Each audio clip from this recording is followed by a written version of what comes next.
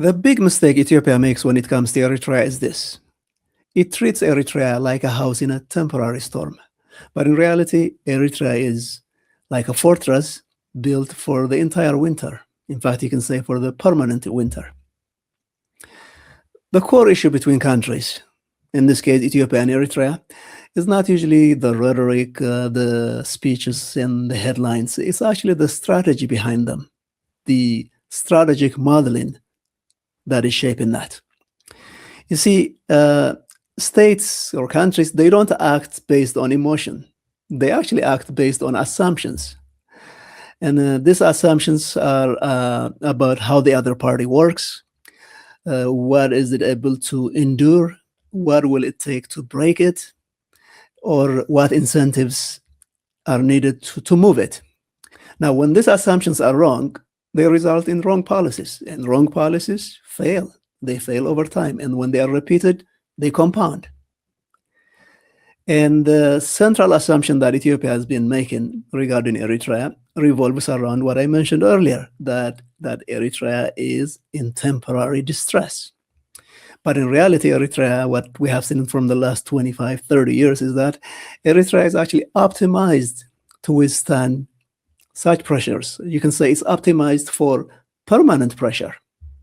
So the gap between the assumption and reality is the friction that we see today, that it's mostly something to do with that. Now, this episode is not about current leaders or past leaders or personalities. It's actually about this institutional logic that keeps resulting in the same approach and the same mistake. Welcome to Eritrea Next.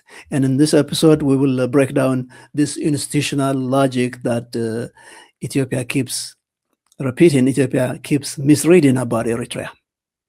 Let's begin.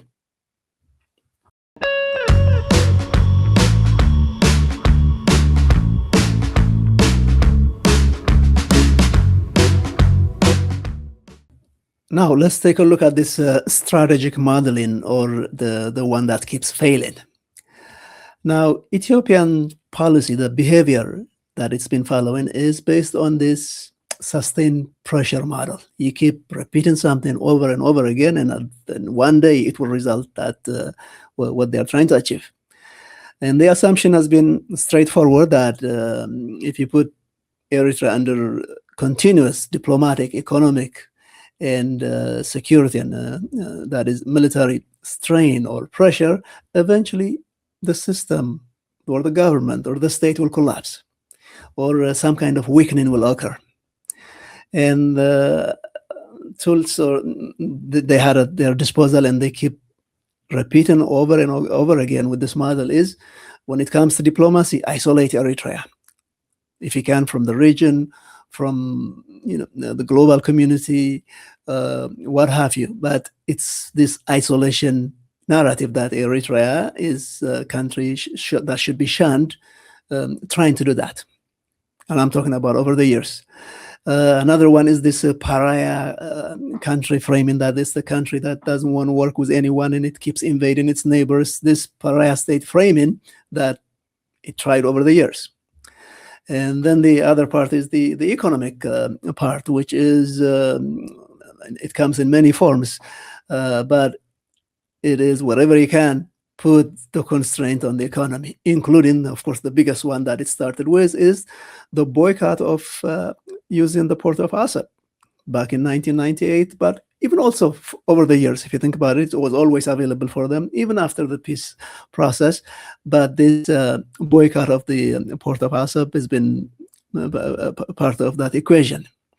But anyway, it's a combination of this sustained pressure and the underlying belief, underlying model is that when you put a country in a prolonged alert, always ready to defend itself, at some point that it will result in some kind of fatigue, some kind of people will be tired of it, and they will capitulate, and Ethiopia will get what it wants. That's been the formula, the biggest one. But the flip side of that coin is this. Now, what if the system is actually what if actually it gets stronger not weaker? What if the system is not stressed by constant alert, but what if that creates actually a more unified, a more cohesive country able to withstand the long winter? Because the mistake is sometimes pressure backfires, and in this case it has. Over the years, it actually made the nationalism in Eritrea is more consolidated than ever. It's stronger than ever. The next generation looks at Ethiopia even more suspiciously than ever, and so on. So what if that system or the model that you follow to weaken Eritrea actually makes Eritrea stronger? Would you want to keep following that? That is one. Let's look at the next topic. Models are based on assumptions. Outdated assumptions result in wrong approaches, and that's what we have seen over the years from Ethiopia when it comes to Eritrea. Its approach, its tactics, its policy, they revolve around a few often repeated assumptions. We can mention a few, but let's focus on maybe top three. The first one is that Eritrea's nationalism, the quest for independence, its foreign policy, its security-first culture revolves around one person or one leader, and that is President Isaias. And somehow the assumption that goes with that is that the next generation will be softer and more flexible or tired of that approach.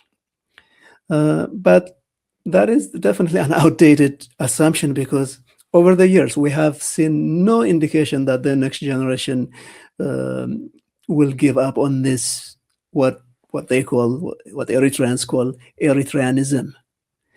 And what often happens with the next generation is, because it has, first of all, it's based on this succession, based on something that it inherits, and it proudly inherits the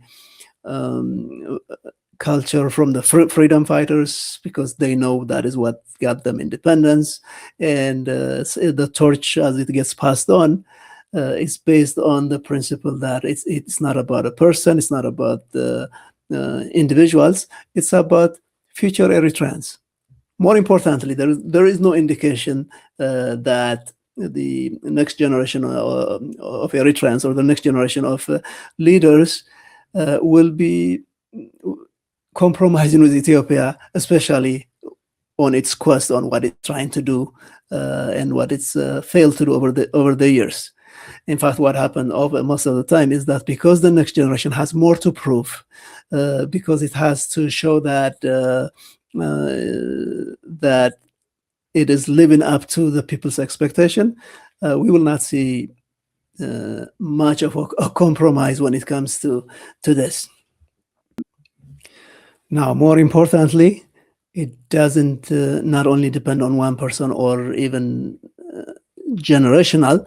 It is a system built to be able to sustain not only one winter, but several winters down the road, which is to say, at this point, at this time, 3 decades after independence, now we are on the 4th decade, it's actually on autopilot now. That is not reversible in Eritrea. So that is one. And the second one is because what has transpired actually has resulted in a poorer economy, or a smaller economy. Somehow a smaller economy equates weaker military. Now, over the years, this has been proved wrong, on several occasions, and more so now than ever. The truth is that it's not about the size of the economy at the end of the day. It is what you prioritize. And in a country like Eritrea, who prioritizes self-reliance and, more importantly, prioritizes security over economy at the end of the day, because that comes first, they have proven, Eritrea and its people have proven, that they are willing to tolerate a leaner economy as long as the defense is strong. And as long as that equation remains intact, with the current generation, the next generation, there's nothing that says that will change anytime soon. But somehow that the often repeated assumption that comes from Ethiopian leaders is that Eritrea is a small country, a relatively smaller GDP, and so therefore somehow it means a weaker military, and then they keep repeating the same mistake over and over again. The third one is that they keep repeating that Eritrea is isolated somehow, even though, you know, the day-to-day proof otherwise. Now, being isolated from, say, the West over the years doesn't mean that Eritrea was alone, or even at this time, especially at this time, even with the West, we can't even say that anymore. Eritrea has good relations not only with its immediate neighbors and across the sea, with Sudan and Egypt, but it has maintained good relations with the countries from Asia, all the way from China to other places, and its relations with the West is also actually gotten better and better over the years. But the often repeated assumption, a big assumption, is that Eritrea does not have friends; it's isolated. So that we see that in when the Ethiopian elite write articles about Eritrea, when the foreign ministry of Ethiopia issues statements, somehow it infers that Eritrea is isolated, or it tries to double down on that. So we can mention several other outdated assumptions, but maybe this is enough for now. Sometimes size can result in overconfidence. There's definitely a size difference between Ethiopia and Eritrea. Ethiopia is a larger country with a bigger population and maybe bigger GDP. But it doesn't automatically result in that being better. The fact of the matter is a smaller state can be very flexible. It could has this cohesion, this national harmony advantage. And as we mentioned earlier, a security-oriented country like Eritrea, its size actually is an advantage. It's a smaller size is definitely an advantage. Because the fact of the matter is Eritrea retains, a highly mobilized society. Its ability to mobilize its population, however small, is actually much more effective than Ethiopia.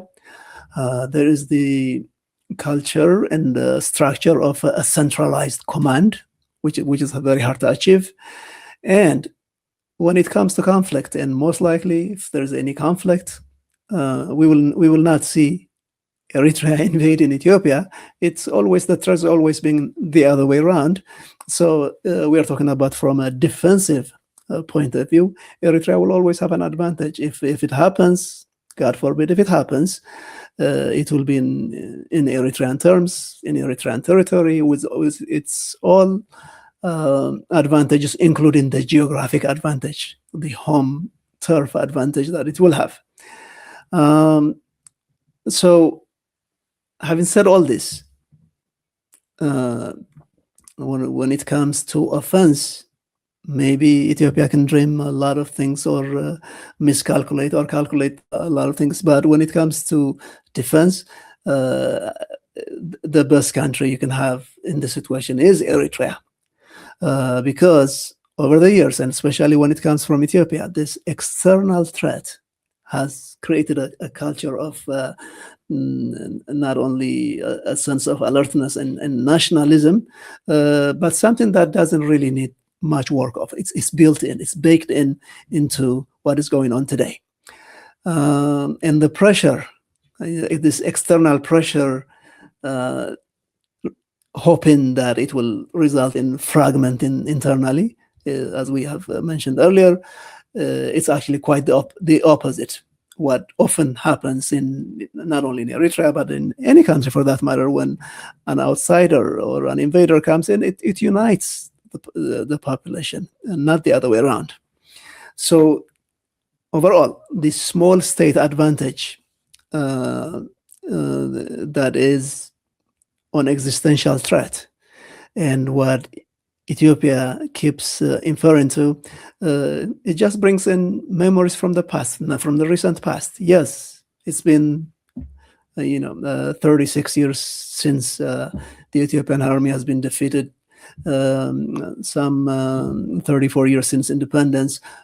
But the fact of the matter is that the existential threat continued throughout the years. It hasn't stopped. So nothing is forgotten. So this size asymmetry, where the big size, the population size, Ethiopian prime minister keeps repeating the 130 million and so on. That's another outdated assumption, not based on reality. In fact, if that was an advantage, it would have shown itself, or it would have transpired in whatever Ethiopia trying to do over the years. In reality, this size difference is not new. It was always there. But the result of what we have seen, the fact on the ground, has been otherwise. So bottom line, this size leverage, if Ethiopia is counting on that in the future, most likely it will not function as expected. Moving on. Now let's shift to the economy for a while. Now the major assumption is that an economic strain will eventually force this political compromise if you keep making it harder for the Eritrean government, the Eritrean people economically. Somehow they will be forced to compromise. Compromise to do what? Still unknown, but that's the assumption. And also, it's also part of delegitimizing the Eritrean government. And somehow that is tried and true in maybe in other countries when you make the economy function at a slower pace, or make it harder for people to live, and they will end up blaming the government, and then the change that you seek will somehow occur. But here's a basic outdated assumption. In fact, it was the wrong assumption from the get-go, that the legitimacy of the government, or what the people expect it to do, is not necessarily growth or economic first. It's actually security first. It's actually sovereignty first, and which means the government would be able to say that they keep delivering that, and that is always a priority, and the economy becomes a secondary, and sadly sometimes a distant second. And again, over the years, what Eritrea has been able to operate under, I think we can call it this low consumption society, or low consumption even government.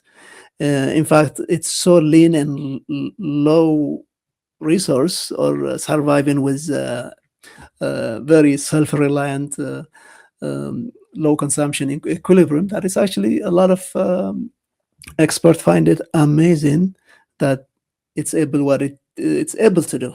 In fact, hopefully it will even be a model for sustained self-reliance. So to keep trying to create an economic dimension so that Ethiopia can get whatever it's trying to do is also just a failed approach. Because again, it all boils down to how is legitimacy or respect earned in Eritrea within the society, or how has the EPLF, now PFDJ, the government in Eritrea, its primary legitimacy comes from that, and definitely not from the economy. It's from defense, it's from nationalism, it's from sovereignty, and it is from not only kicking out Ethiopia and gaining independence, but also enduring the last 3 decades of this constant threat or constant no peer, no war, sometimes war situation. So endurance is actually the currency here. And when it comes to endurance, when it comes to what people are able to do or proud to do, the equation is different from, okay, show me prosperity, show me economic expansion, and I will support you. Different equation that does probably does not make sense to a lot of Ethiopians or outsiders. And this is not to say there is no economy in Eritrea. It actually has a different model or a different supply chain, which somehow is very resilient, very to sanctions, to not depending on, at least as far as we can tell, major loans from the international community, or dependent on the goodwill of other governments. So this creates a culture of reduced expectation and of consumption. It doesn't mean it doesn't hurt. It doesn't mean that is the way to go forever. But if the assumption is that you will keep making economic pressure so that the Eritrea government or people or the culture will compromise, definitely based on the wrong assumption, wrong approach. So this constant economic pressure, this message probably is not only to Ethiopia, but even to the United States. The economic sanctions, the pressures that have been applied in the past have not resulted in what they were trying to achieve. As a matter of fact, for the most part, they have backfired. So, especially if when a sovereignty is prioritized over economy, over growth, what pressures like that do is actually make the society, the government, the people double down on sovereignty and defense, because obviously they see that as an attack on their sovereignty, not necessarily economic dealings. So with that, let's move on to the next assumed assumption. There is something that especially external observers seem to get it wrong, or to often equate that when a government has a tight control, somehow it's fragile. It shows fragility. The logic behind that is that if the control is strong, there must be some kind of a disconnect that it will result in collapse in the near future. But that comes from the misunderstanding of why the control, where the need for tight control comes in, or how that is perceived and kind of accepted within the society. In high threat environments like Eritrea, that unity, that cohesion is actually, yes, it's based on love and acceptance among the different ethnic groups and religions and regions and so on. But it also has largely to do with the outside threat. So if that threat or if that control is justified, that it is forced to do that as a result of an external threat, i.e. Ethiopia in this case, actually it becomes part of that national identity. So yes, Eritrea is no democracy. Definitely everybody knows that. But to simply equate that because it's there's a centrally commanded and everything is controlled, it doesn't mean that results in a weak state. In fact, of course, it's all situational, but especially in case of Eritrea and its history and the way it became independent and what transpired over since independence, it's actually quite the opposite. It actually made it, for better or for worse, stronger. In fact, when it's viewed from Eritrean point of view, it's definitely for better, because Eritrea is kind of an oasis of stability in that region.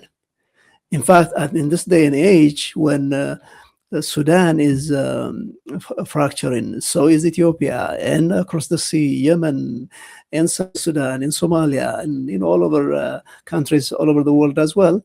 It actually, over time, proved that the Eritrean model, to Eritreans and to others as well, is not the worst way to go.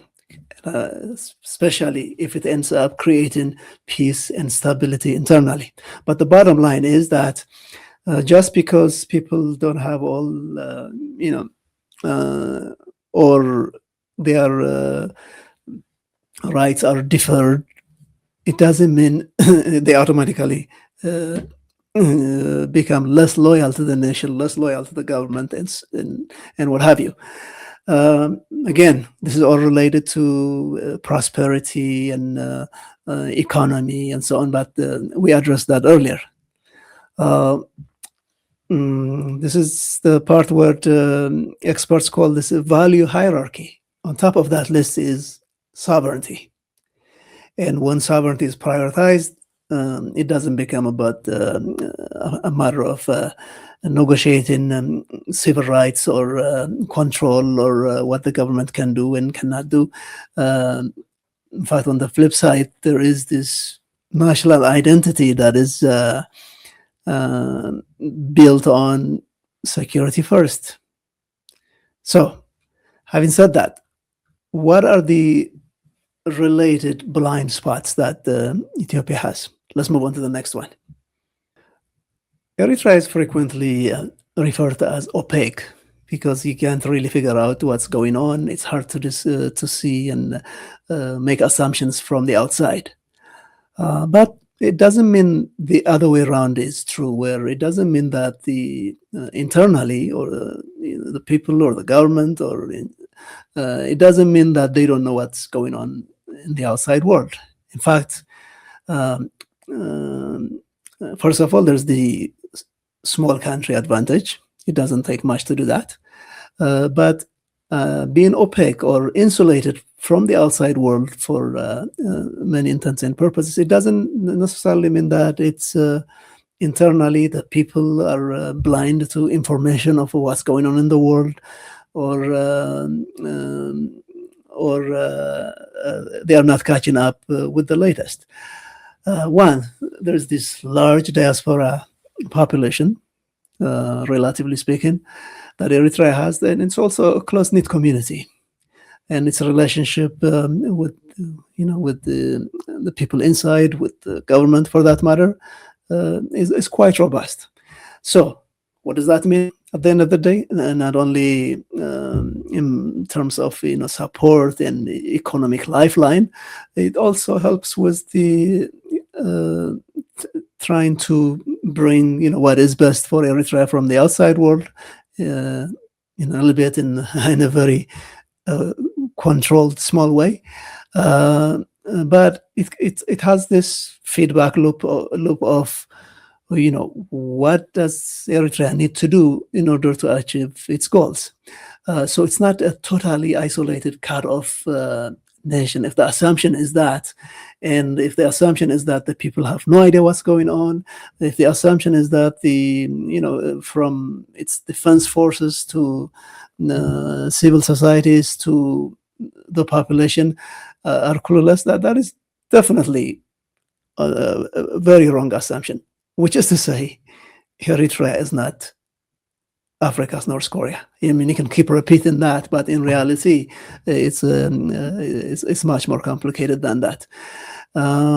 So, from this moral alignment of the people outside and people inside, when it comes to, because we are talking about something very specific is here, the case of Ethiopia and its assumptions and its quests and its what's trying to do.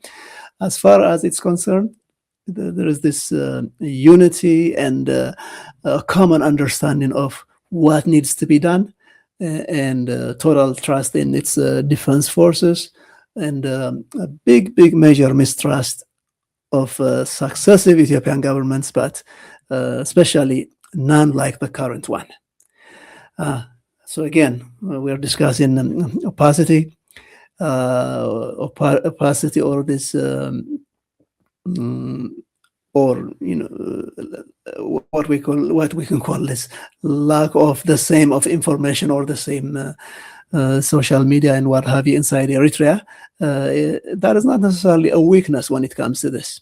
In fact, it could be a way to insulate things from what Ethiopia is trying to achieve in the short term. In the long term, that doesn't mean that that's how a healthy society should function, or that was by choice. But what it is better understood for what does it really mean today. Let's move forward. Quickly shift to what experts call this linear projection problem, which is to say sometimes countries, states, they project their own logic, their own way of doing things inside their country to their other countries or to the neighboring country. And obviously, Ethiopia is a large country with a very diverse society and federal system and very, very plural structure. And it has its own way of dealing with this dynamics for internal pressures, how it balances powers and resources within regions, and sometimes how it pits one region versus the other, different ethnicity. On the other hand, when it comes to Eritrea, Eritrea is, needless to say, it's a unitary, it's a unitary nationalist structure, and it works with this nationalist framework. Again, based on security first, unity first, centralized authority, by choice or not. That's what we have. More importantly, endurance when it comes to Ethiopia and what it may try to do. Endurance-oriented structure, so that everybody thinks that, okay, this is going to take a long time, and you don't think in terms of weeks and months, but years and decades. So again, when we're focused on Ethiopia thinking that it could do, what it tries to do with Oromia or Amhara or Tigray and apply the same kind of tactics and pressures on Eritrea, simply won't work. Obviously, that's not what they say they do, but we are judging from the activities. Because the incentives for a sovereign country who is trying to protect its sovereignty, the red line is different. The negotiation points are different. The breaking point is different. The culture is different. So I think it helps for Ethiopians to understand that what hasn't worked in the past hasn't worked for a reason. Let's leave that at that and move on to the next point. So, and then there's, of course, time, the time horizon. Because at least when it comes to Ethiopia and Eritrea, there is a different lens, a different way of looking at what time looks like, or the time related to endurance looks like.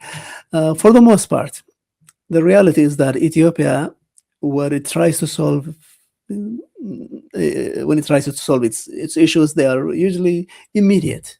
There is with a larger population, there is the economic growth pressure, which is in the here and the now. There are considerations of balancing political power between regions and ethnicities and things like that. As a largely indebted country, there's this international optics of what it tried to impress upon the international community, or what it tries to get from that. So Ethiopia pretty much works on this under short-term incentives in the here and the now. But when it comes to Eritrea, which is one of the things that Ethiopia gets wrong, that Eritrea is institutionally designed to prioritize endurance, long-term. And this is not only a theory, it has proven over the years that it is willing to wait years, even decades, if it means to outlast what it perceived as threats or what the other party is trying to push on it. So, with that understanding, if Ethiopia does not learn from this and learn that whatever it has tried to do in the past hasn't worked, and a different approach is actually in order, the biggest lesson that is in front of it is the time horizon of what Eritrea is willing to do, not only with this current leaders of the generation, but I think we can say the same thing with the next generation of leaders as well. So when it comes to pressure, and that's the key here, this sustained pressure, the one that can actually endure the pressure in the long run wins. So when it comes to, for a lack of a better term, a timeline superiority, Eritrea definitely stands out.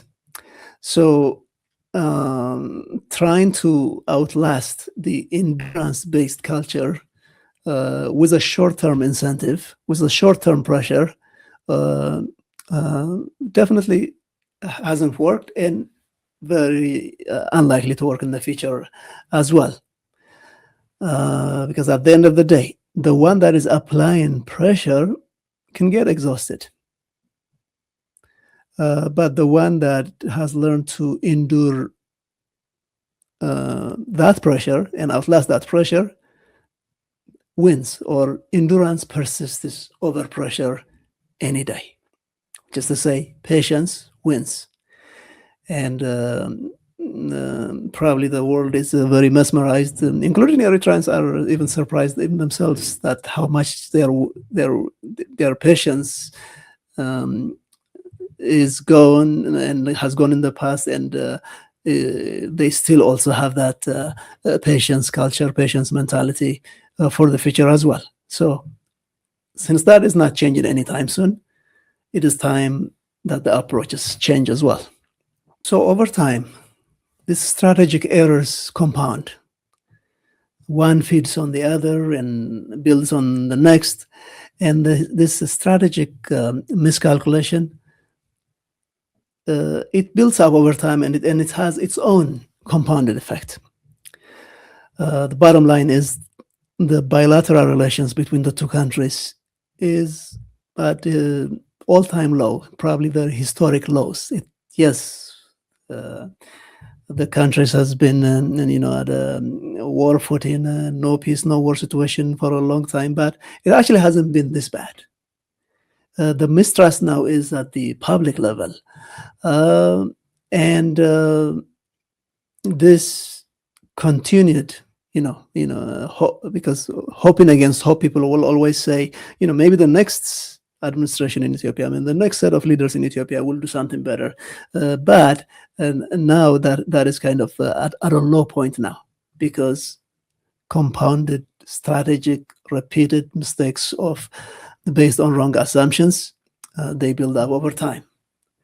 And from the Ethiopia and its backers' point of view, if the hope is that they keep applying the same pressure, the same attitude over time, that Eritrea will collapse or the government will collapse or something will materialize, repeated prediction actually have proved them wrong, and I don't think they should keep making that mistake, because each failed prediction that change is about to happen, and if we do this will result, and all we have to do is push this couple of buttons, we will get what we want, reduces credibility, because when you don't deliver on what you predicted, people and the international community don't trust you at all over time. Now on the other side, on the flip side, that is that each attempt actually hardens the defensive posture, which makes it very hard to negotiate, very hard to come up with flexible diplomacy or to make room for diplomacy, because each escalation, it's not a matter of winning a debate. It actually makes the life of real people. It costs lives. It costs people pay it in terms of suffering and poverty, and the cost is it's not only a compounded effect of wrong strategies. The cost is real. The cost is not only in economics, but in healthcare and education, and even more importantly, the societal cost is high, and it keeps increasing with every compounded mistake. And over time, it definitely has been going on like that for a while now. The doctrine of how to view Ethiopia in the now and in the future, how the next generation of Eritreans view Ethiopia changes permanently. And once this is embedded, once it is a given, it's actually hard to undo, to recalibrate, and make a friendly neighborliness in the future very hard to come by. And once embedded, this recalibration becomes politically costly, because nobody wants to deal with the enemy anymore, because they are out there to destroy you. So this posture hardens, and hardened posture is hard to reverse. Moving on, what is the solution? If what I just mentioned is correct, if the diagnosis is this, if the diagnosis is correct, what would be the cure? What would be the recalibrated approach of how it should be seen? And this is primarily for Ethiopia. First, that recognize Eritrea is an endurance optimized here for the long-term state. It's not about to collapse anytime soon. So just recognize that, accept that. And second, need to shift from this, let's keep applying pressure, let's try this and let's try that model, to, okay, let's create stability first. Let's create peace first, which was, I think, some hope that we have seen in 2018. Stability-based models calls for peaceful negotiation based on respecting each other's sovereignty. That is, it sounds so basic, but without that, you don't have anywhere to go. And then third, this zero-sum sovereignty framing, which means if we accept that, that means we have lost something. This self-fulfilling made up of making claims what doesn't belong to Ethiopia. If you make that part of the calculation, of course, it becomes a zero-sum. Either they win or we win. But in reality, if both countries respect each other's border and get it demarcated as it's called in the Algiers Agreement, which is actually totally accepted by everyone, there is no zero-sum game. It becomes the zero-sum framing. It becomes a win-win, because that's what to aim for. And then the fourth is this, trying to affect the Eritrean economy and make it harder for the people.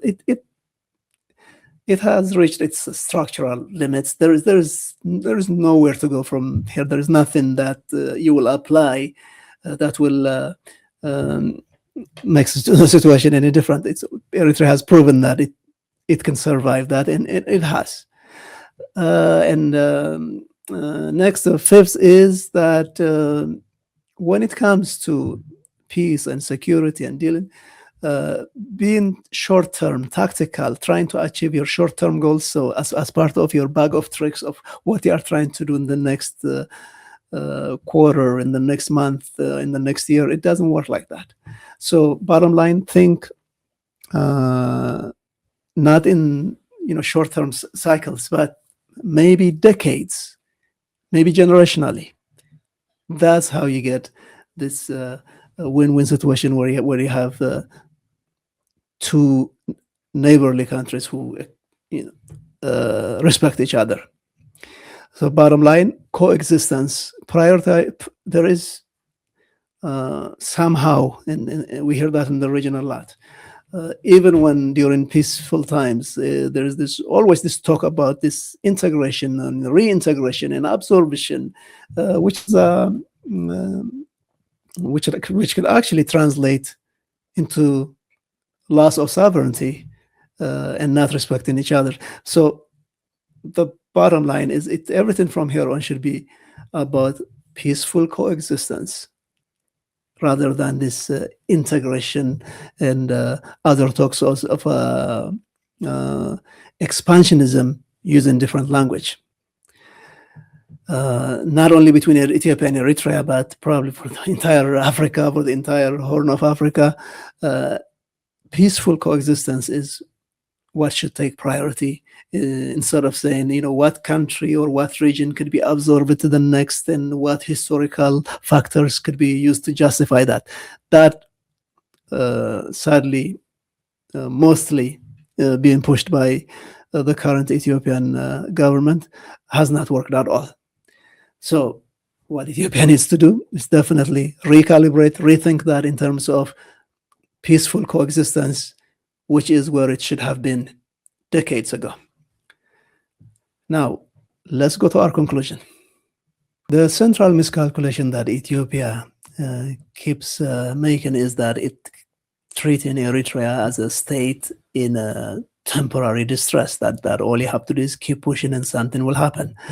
But Eritrea has proven that structurally, the way the society is structured, the way the government is structured, that it is able to withstand pressure, even permanent pressure, and isolation, economic pressure, and waiting for something to happen, trying to gain a short-term advantage, has not worked at all.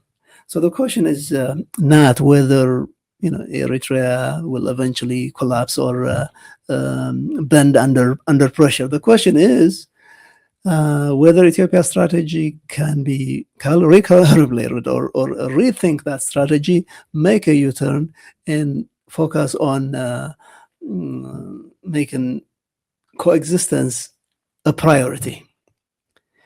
Because at the end of the day, a country that has optimized itself to endure and trying to outlast a country such as Eritrea, that has spent the last 3 decades to wait, is just a losing game.